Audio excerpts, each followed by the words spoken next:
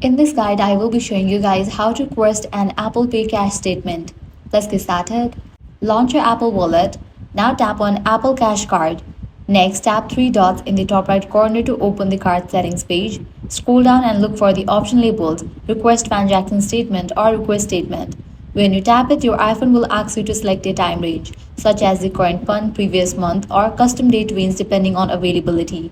After confirming the period, tap Request, and Apple will generate a detailed PDF statement containing all your Apple Cash transactions, including sent money, received payment, transfers to your bank, or any fees if applicable. Once the statement is ready, you'll be able to view it directly on your device, and you can also share it via mail, your draft files, or save it to iCloud Drive for future use.